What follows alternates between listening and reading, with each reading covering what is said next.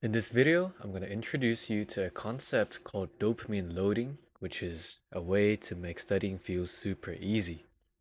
So, a bit about me. My name is Tony Pham. I am a second year electrical engineering student, starting my third year, and for the past 2 years, I've really tried to tune in on my efficiency and productivity rather than purely focusing on output, which is what I used to do back when I was in high school. And as you can see, this productivity focused approach has given me great results. I consistently receive high distinctions and distinctions in university, which is the two highest grade bands in uni, let alone myself also doing engineering, so that's good. This is me receiving a first year engineering student award. This is the P.W. Stevens Engineering Prize. It is rewarded to the student with the highest overall GPA of their cohort. So there's some credibility for you to start trusting me. And so let's get straight into the video. So, first of all, I'd like to introduce you to what is dopamine. Dopamine is your feel-good hormones, is the hormones inside of your body that helps you to generate drive and motivation. And everybody has a baseline level of dopamine naturally, but this baseline level can be affected, and I'll explain to you how. So, there is such a thing called good and bad dopamine, okay? So we'll start with bad dopamine. Bad dopamine are dopamine that is generated, that is released from activities that requires no effort, no friction, and it's your instant gratification. So what are these activities? As you can see, these are things such as scrolling on social media, junk food, video games, things where you feel good as you're doing them, but then you don't feel good anymore after the activity is done. You kind of feel bad about it. And that guilt that you experience after doing those pleasurable activities, they causes a drop in dopamine. So those are your bad dopamine activities. They are very pleasurable, but they are not long lasting, short last, and and yeah, after you do them, you don't feel so good anymore. Good dopamine activities are activities that reward you for progress and effort. They are your delayed gratification activities. So things such as exercising, code exposure, interestingly studying or working hard on a goal or project is also a good dopamine activity where you kind of dread it in the moment while you're doing the activity, but after you have done it, it feels really good. It gives you good dopamine, it feels very motivating, and it's very long lasting. So the feel good feeling that you experience after doing these good dopamine activities, they're gonna last you for a while and it's gonna eventually raise your baseline level. And as I've already said, bad dopamine gives you a high spike because it gives you high pleasure from doing little to no, from requiring little to no effort, but then it causes a deep dip, a deep decay. Okay, so your baseline level is gonna be lowered because there's a high rise and all of a sudden there's a very deep decay. This is just a natural reaction of your body regulating its hormones because of the sharp changes. There is science that proves this. But on the other hand, good dopamine gives you a lower increase, but then it gradually decays. So the feel good feeling that you experience is gonna be more long lasting, and it also decays to a higher baseline dopamine level, which is very good because it increases your overall motivation and your your feel good level. So now that I've given you a quick rundown of dopamine, I'm now gonna explain dopamine loading versus dopamine spiking. Okay? Now, to help explain this concept to you, I've created two different graphs, two very basic graphs that explains how dopamine spiking works and how dopamine loading works and how you can apply this into your day, which will eventually make studying more fun. So, with this top graph, I'm going to explain how dopamine spiking works. So, I'm going to change the color. So, everybody has a baseline dopamine level. This blue line demonstrates that, the baseline level.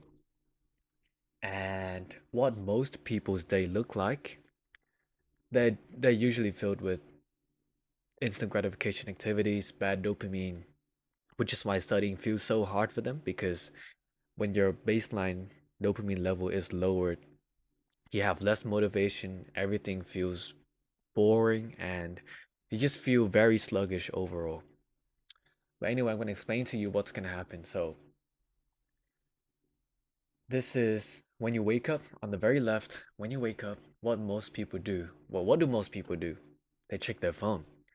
That is very, very pleasurable. It gives your brain a high dopamine spike because it feels very good, baby. It feels good to check your phone, scroll through social media, see what's happening. But then all of a sudden, you realize, ah, crap, I gotta get back to studying. So what happens? Before you get back to studying, your dopamine dips. It crashes. That's bad. But now that's time to get back to studying. It slightly dips below baseline level. And that's what's so bad about bad dopamine and instant gratification. It lowers your dopamine below baseline level, and there is science out there that has proven this. Even though it feels very pleasurable at the time, just don't do it. It's bad for you. So now that your dopamine level is below baseline level from when you've waken up, it's gonna be very hard to study. You can't focus for a very long time. It feels boring. And then once you've studied for a little bit, you have you felt so bored that what do? You now reach for your phone again. Oh, let's just scroll for a little bit, baby. You know, raises your dopamine level again. And then crap, I gotta get back to studying. But before I get back to studying, I gotta have some food because it's probably lunchtime now. So what do? You eat the leftover fast food that you've had yesterday. Bam! Your dopamine level spikes again. Even more. And guess what? The higher your dopamine spikes on a short amount of time, the deeper it crashes. And it actually crashes even more below baseline level this time. So this is like, what is this, negative dopamine level? And then after it's gotten this low, the baseline level is gonna be even lower. Actually even lower than that. It's gonna be even lower. So now studying feels like the worst thing in the world that you could do. It's like it's even worse than doing the chores that your Asian parents give you, you know? So this is what most people's day look like. They just have that short burst of pleasure followed by a an extended period of boredom and dread, and they can't do anything meaningful because they have no more motivation and feel good hormones inside their body to do that because their dopamine level is so messed up from the instant gratification activities that they've been doing. But now I'm going to show you what dopamine loading looks like and how this is going to be so powerful for you just to keep studying and to even make studying enjoyable. Okay, so I'm going to explain to you how dopamine loading works using my average university day and how you should apply this to your life as well. So this is when I wake up. What I do first thing in the morning is I'd go for a little walk. To be honest, no one really wakes up and wants to go for a walk, right? Everybody wants to reach for their phone. So going for a walk, it's a bit hard when you first wake up and you get out of bed, so it doesn't feel enjoyable at the time, but it does raise your dopamine level afterwards. So there's a little increase, okay? And as I've already said, good good dopamine causes your dopamine to be released more gradually. It decays more gradually compared to bad dopamine. So it gradually decays, but it does raise your baseline level. But before it has fully decayed, I decide to take a cold shower after I've gone for the walk. So, boom, my dopamine gradually increases again and it slowly decays. Even before I get to baseline level, I get to studying, I get to doing the hard tasks. And at this point, studying actually feels quite enjoyable. I know it doesn't make sense right now. Like I'm just yapping all this to you, but trust me, if you try this, you'll actually feel the difference and studying actually feels more enjoyable. So, studying feels more enjoyable during this period when my dopamine gradually decays. But then, after I get that studying done, before my dopamine resets to its new raised baseline level, my dopamine level is increased again from the pride that I felt from studying for a period of time. As I already said, studying is a good dopamine activity because again, delayed gratification gives you your reward after you've done the hard work. So my dopamine level spikes again. Okay? And by this time it's probably noon, so you need to eat some food. I don't eat fast food and instead I eat a low carb meal. And what this does is, well, even though it actually doesn't it doesn't raise your dopamine level, a low carb meal prevents you from having an energy crash because carbs cause a sudden, release of your sleep hormones. I've explained this in another video on my channel, which I might link in the description. But a high carb meal causes you to have insane food coma. It's actually what food coma is really about. It's not just about being full, it's about the carbohydrates that causes certain sleep hormones within your body to release, which is very bad. So I'd have a low carb meal around noon, so I don't get as much of an energy crash, and my dopamine level slowly resets. And then as I have digested the meal, I'd go for a workout, I'd go exercising. So I hope you see the trend here. We're just stacking the delayed gratification activities in between our studying sessions so that our dopamine level rises and it slowly decays above our baseline level. And we try to fit our studying in between those periods of time where our dopamine is slowly resetting and our feel good and our motivation, I guess, level is higher in those times. So studying feels a lot easier and enjoyable, even. Okay? I'd go for another workout so my dopamine level spikes again.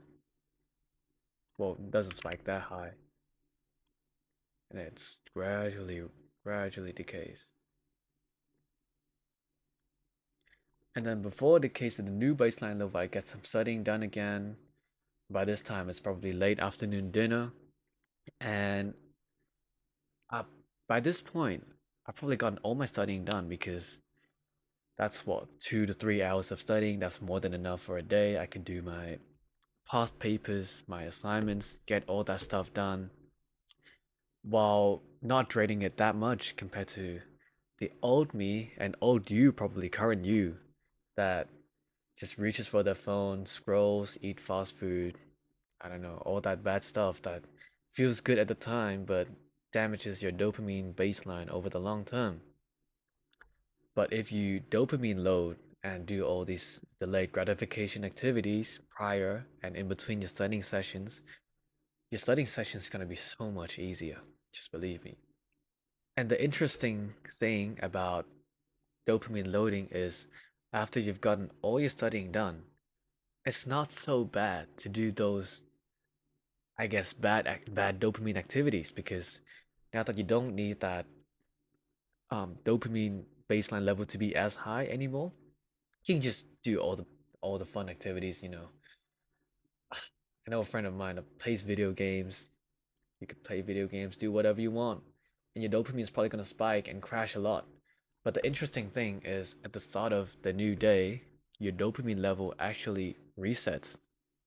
So it's not so bad to do these bad dopamine activities after you've gone your studying and all your hard tasks that you will have to do in your day. After you've gotten them done, you can do the bad dopamine activities. It's fine. It's not so bad.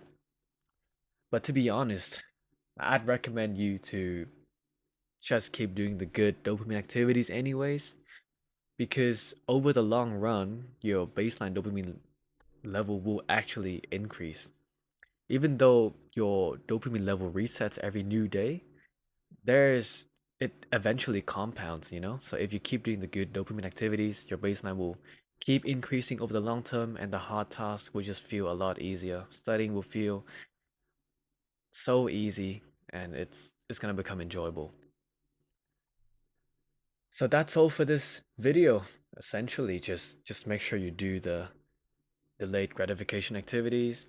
Just focus on doing the good dopamine activities that gradually raises your baseline level and it's gonna make studying so much easier.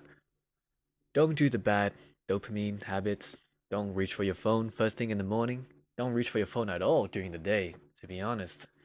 Like, I only really check my phone in the afternoon once I've done my studying and all this hard stuff like recording videos. I don't even check my phone when I go for a workout.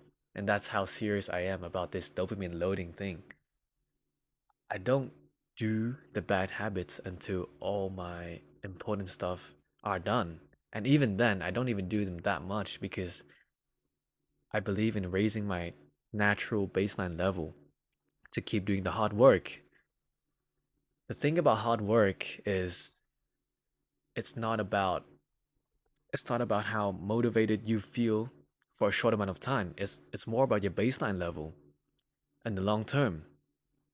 How much hard work you can do is based on your baseline dopamine level. So if you put all of your attention into keep raising that baseline level, eventually you're gonna do the hard work and not feel so hard about doing them. And that's the great thing about it. So anyway, that was all about dopamine loading. I'd like to thank you for watching this video.